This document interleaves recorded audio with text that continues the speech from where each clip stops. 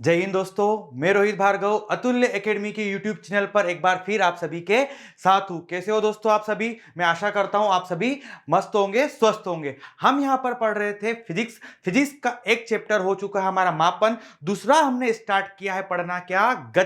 गति की शुरुआत कर दी थी हमने। गति की शुरुआत हमने करी थी दोस्तों, हमने करी थी दो अवस्थाएं होती है। कौन कौन सी? एक तो विराम की अवस्था और एक गति की अवस्था। फिर हमने देखे थे गति के प्रकार देखे थे, जिसमें हमने देखा था एक विमीय गति, द्विविमीय गति और त्रिविमीय गति। एक विमीय क्या? जिसमें वस्तु एक सरल रेखा में गति करे। द्विविमीय अर्थात जिसमें वस्तु एक तल में गति करे। त्रिविमीय अर्थात जिसमें वस्तु कहां पर? खुले आकाश में गति करे। याद करो, हमने पढ़ा था द्विविमीय गति, उसका उदाहरण लिखवाया था, मैंने बताया था प्रक्षेप्य गति। क्या बताया था? प्रक्षेप्य गति और वृत्तीय गति। आज हम शुरुआत करने जा रहे हैं कहां से? प्रक्षेप्य गति के। ठीक है, तो हम आज अपना टॉपिक है प्रक्षेप्य गति। समझना मेरी बात को आप लोग, प्रक्षेप्य गति क्या है? तो मैं पहले आपको यहां पर परिभाषा के साथ क्या करूंगा? समझाऊंगा। सुनना मेरी बात को दोस्तों। यहां पर प्रक्षेप्य गति अर्थात क्या? जब किसी वस्तु को पृथ्वी पर स्थित, कहां पर? पृथ्वी पर स्थित किसी बिंदु से ऊर्ध्वाधर के अतिरिक्त, कहां पर? इस ऊर्ध्वाधर के अतिरिक्त किसी अन्य दिशा में प्रारंभिक वेग से फेंका जाता है, तो वह वस्तु गुरुत्व के अधीन, किसके अधीन? गुरुत्व के अधीन ऊर्ध्वाधर तल में गति करती हुई जमीन के किसी अन्य बिंदु पर गिरती है। वस्तु की इस प्रकार की गति को क्या कहते हैं? प्रक्षेप्य गति कहते हैं। परिभाषा से समझ में नहीं आया कोई दिक्कत नहीं, हम यहां पर इसका क्या बनाएंगे? डायग्राम। दो चीजें पहले तो आप समझो यहां पर, क्या दो चीजें वो है यहां पर अपन समझेंगे थोड़ा सा इसको मैप से। समझना मेरी बात को, डायग्राम से समझाऊंगा मैं। यहां पर दो चीजें होती है, यहां पर बार बार नाम लिया मैंने, क्या? ऊर्ध्वाधर और क्षैतिज। तो ये क्या होते हैं? ऊर्ध्वाधर और क्षैतिज यहां पर बात करेंगे। समझना मेरी बात को। दो बिंदु बनाऊंगा यहां पर, 0x 0y। ठीक है, अगर मैं बात करूं 0 से लेकर x क्या कहलाएगा? क्षैतिज। वहीं 0y क्या कहलाएगा? इसका ऊर्ध्वाधर। क्या कहलाएगा? इसका ऊर्ध्वाधर। मैंने क्या कहा? पृथ्वी के किसी बिंदु से किसी वस्तु को कहां? ऊर्ध्वाधर के अतिरिक्त, यानी ऊर्ध्वाधर ना फेंकते हुए इसके अतिरिक्त किसी अन्य दिशा में फेंका जाए तो वस्तु सीधे जाएगी, फिर कहां पर आ जाएगी? नीचे आ जाएगी। कैसे आई ये चीज मैं आपको समझाऊंगा। जैसे ही मैंने वस्तु को फेंका वो ऊपर गई, यहां तक गई ऊपर, फिर यहां पर कुछ समय के लिए क्या करी?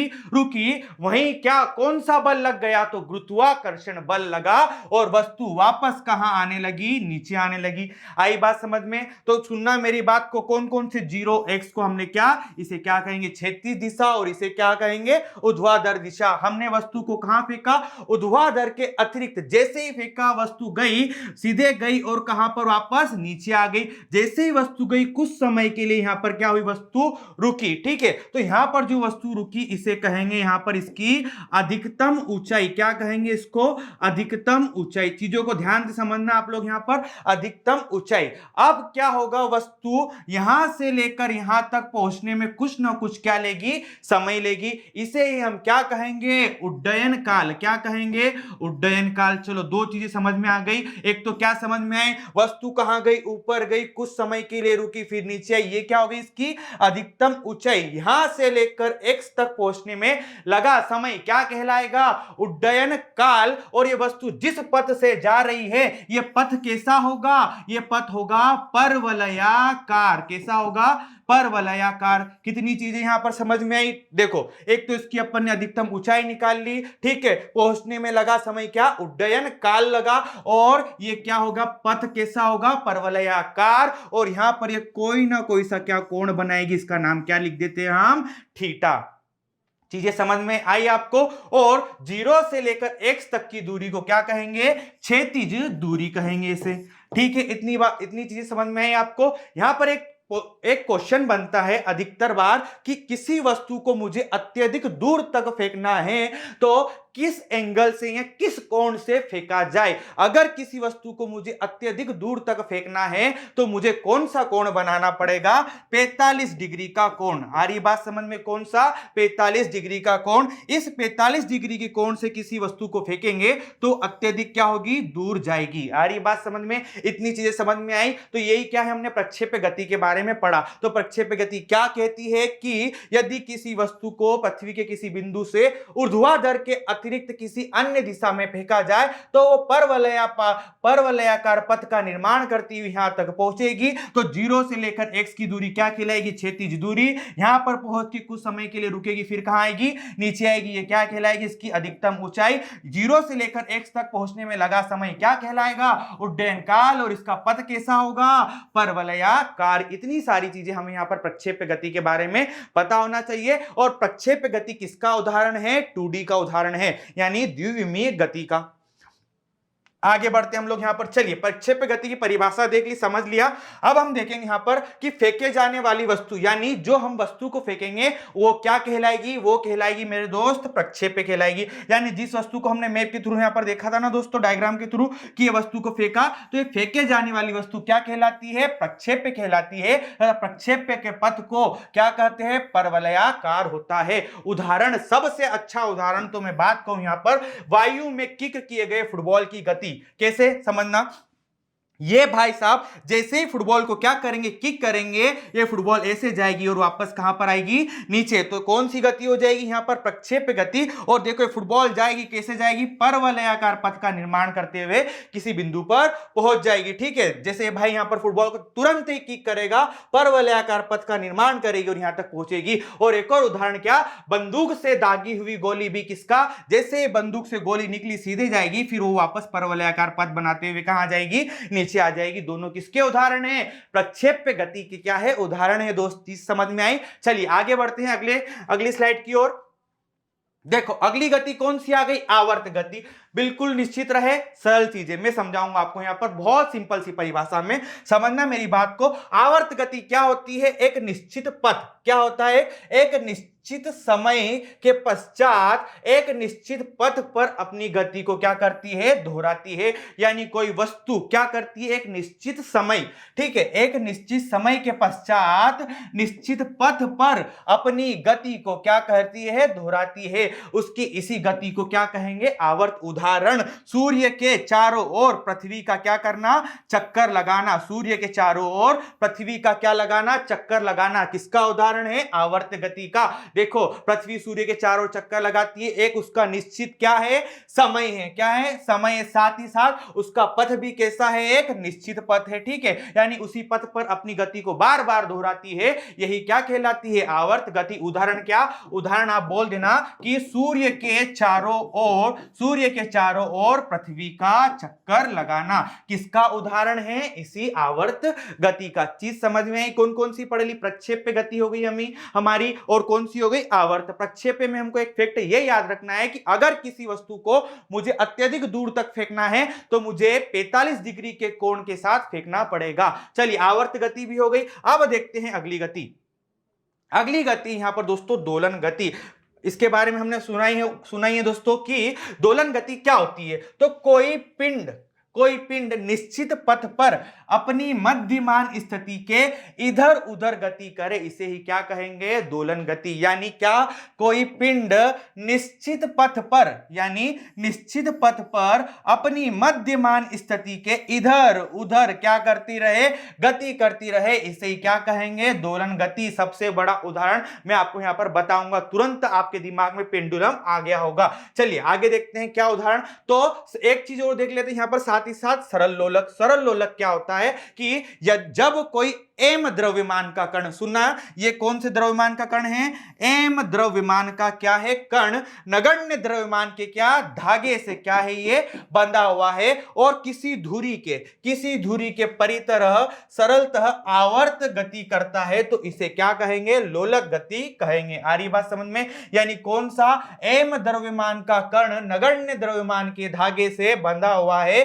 और किसी धुरी के परितः सरल आवर्त गति करता है, इसे क्या कहेंगे हम? लोलक कहेंगे। ठीक है, तो यहां पर कौन से द्रव्यमान का कण है? ये m द्रव्यमान का। ठीक है, हमने किस द्रव्यमान का माना है? m। और नगण्य द्रव्यमान का क्या? एकदम बिल्कुल नगण्य द्रव्यमान का क्या? धागा है, इससे बंधा है और ये तुरंत क्या कर रहा है? यहां पर क्या कर रहा है? इधर उधर क्या कर रहा है? गति कर रहा है, इसे क्या कहेंगे? सरल लोलक कहेंगे। ठीक है, अब क्या होता है कि लोलक द्वारा एक पूर्ण आवर्त में लगे समय को लोलक का क्या कहेंगे? आवर्त काल कहेंगे। क्या कहेंगे? आवर्त काल। तो लोलक का आवर्त काल t उसकी लंबाई एवं गुरुत्वीय त्वरण पर क्या करता है? निर्भर करता है। यानी आवर्त काल t बराबर 2 पाई अंडर रूट में L अपॉन G होता है दोस्तों। ठीक है, तो लोलक का आवर्तकाल याद रखना 2 पाई अंडर रूट में L अपॉन G। L क्या है? लंबाई, और G क्या है? यहां पर गुरुत्वीय त्वरण। एग्जाम में क्वेश्चन बनेगा तो वैल्यू पुट कर आप आंसर निकाल लेना। L और G की क्या दी जाएगी यहां पर? वैल्यू। ठीक है,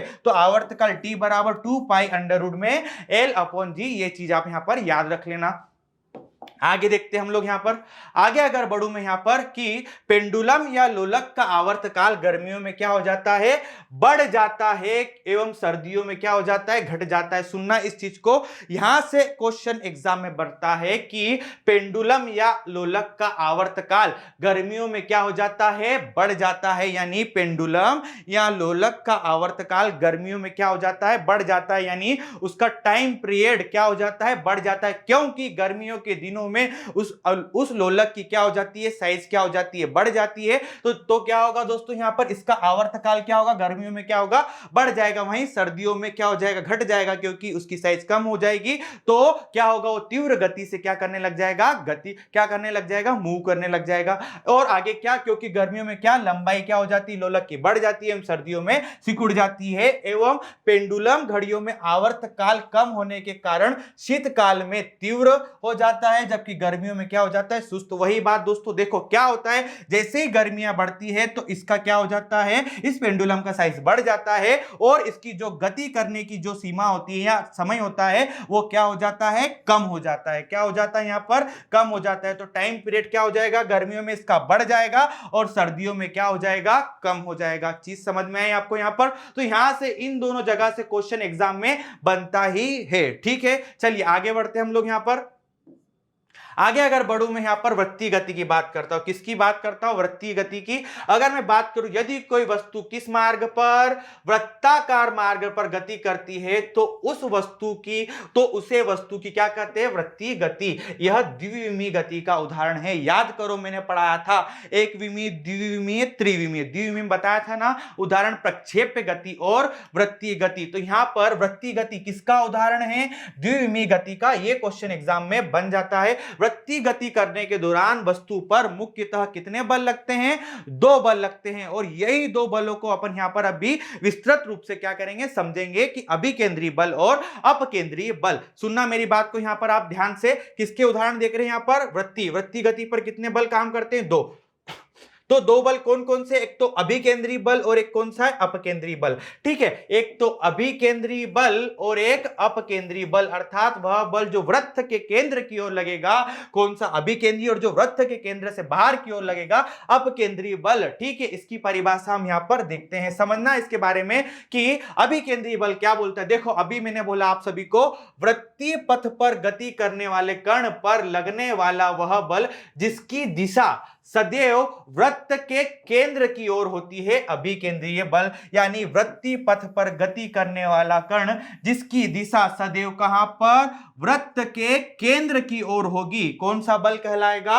अभिकेंद्रीय बल कहलाता है। आ रही बात समझ में? तो कहां पर दिशा होगी? वृत्त के केंद्र की ओर होगी, तो कौन सा? अभिकेंद्रीय बल। वहीं इसका उल्टा हो जाता है दोस्तों, क्या?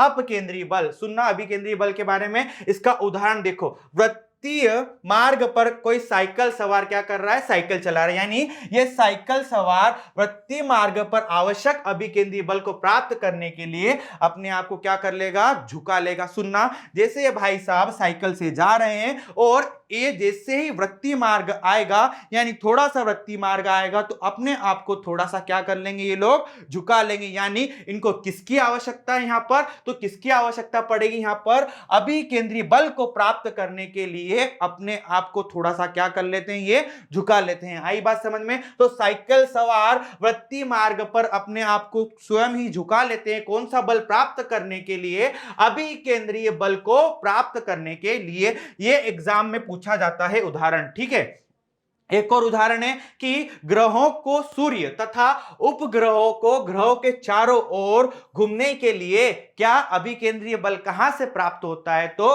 गुरुत्वाकर्षण बल से। जैसा आप और मुझे पता है कि आपको ही पता है कि जितने भी ग्रह सूर्य के चारों ओर क्या लगा रहे हैं, ये कंटिन्यू क्या लगा रहे हैं दोस्तों? चक्कर। ठीक है, और इन्हीं ग्रहों के आइट साइड कौन चक्कर लगा रहे हैं? उपग्रह। ठीक है, अब ये घूमने के लिए इनको एक बल की आवश्यकता, और ये कौन सा?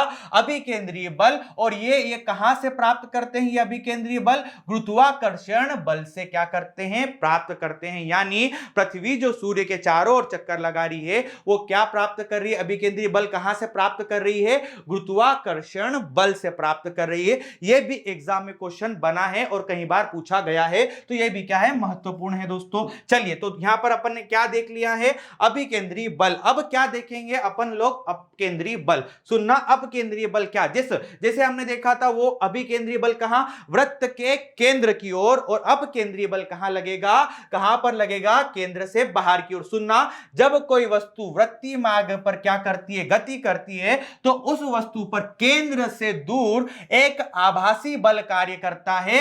इस बल को ही क्या कहोगे आप? अपकेंद्रीय बल, या क्या कहोगे? छद्म बल। सबसे बड़ा उदाहरण इसका आप क्या ले लोगे? चक्रीय झूला। कौन सा झूला? चक्रीय झूला। जैसे ही इस झूले पर आप बैठते हो और ये कौन सी गति करता है? चक्रीय गति। और ये क्या करता है दोस्तों? गति करता रहता है। अब जैसे ही आप ऊपर गए और वापस नीचे आते हो, तो आपको एक बाहर की ओर क्या लगता है? एक बल का अनुभव होता है। इसे क्या कहोगे आप? अपकेंद्रीय बल। कहीं हम इस झूले से बाहर गिर ना जाएं। ठीक है, एक तरह से ये क्या हो जाता है हमारे साथ? छद्म। इसी कारण इसे कौन सा बल कहते हैं? छद्म बल भी इसे हम यहां पर कहते हैं। चीज समझ में आई आपको? तो ये कहां लगेगा? तो ये लगेगा वस्तु पर केंद्र से दूर एक आभासी बल कार्य करेगा। ठीक है, इसे हम क्या कहते हैं? छद्म बल। सबसे बड़ा उदाहरण तो हम क्या देख सकते हैं यहां पर? कौन सा? चक्रीय झूला। जैसे ही झूले पे हम बैठते हैं, वो क्या करता है? गति करना स्टार्ट करता है। ऊपर जाने के बाद जैसे ही नीचे आता है, तो हमें बाहर की ओर एक क्या लगता है कि हम बाहर की ओर घिर जाएंगे। तो इसे क्या कहेंगे आप? अपकेंद्रीय बल, या आप क्या कह सकते हो? इसे छद्म बल भी क्या कह सकते हो? कह सकते हो। ठीक है, तो अभिकेंद्रीय बल हो गया हमारा एक अपकेंद्रीय। अब अपकेंद्रीय बल के दो उदाहरण सर्वाधिक एग्जाम में पूछा जाता है कि वॉशिंग मशीन किस सिद्धांत पर काम करती है। साथ ही साथ पूछा जाता है दूध से मक्खन निकालने वाली मशीन किस सिद्धांत पर काम करती है। देखते हैं हम यहां पर। देखो उदाहरण, दूध से मक्खन निकालने की मशीन एवं वॉशिंग मशीन अपकेंद्रीय बल के सिद्धांत पर काम करती है। दोनों के दोनों क्वेश्चन सर्वाधिक बार पूछे गए हैं आपकी एग्जाम में। तो ये एग्जांपल रिपीट हो सकते हैं। हमें याद होना चाहिए, दूध से मक्खन निकालने वाली मशीन किस बल पर दोस्तों? अपकेंद्रीय बल पर। और क्या अगला उदाहरण क्या मैंने बताया? वॉशिंग मशीन भी अपकेंद्रीय बल के सिद्धांत पर क्या करती है? काम करती है। तो चलिए यहां पर अपना क्या हो गया? गति क्या हो गया है दोस्तों? समाप्त हो गया है। तो यहां पर गति समाप्त हो गया है। अब अगला टॉपिक होगा कौन सा? बल। तो तब तक के लिए आप सभी को जय हिंद दोस्तों। मिलते हैं नेक्स्ट वीडियो में। धन्यवाद।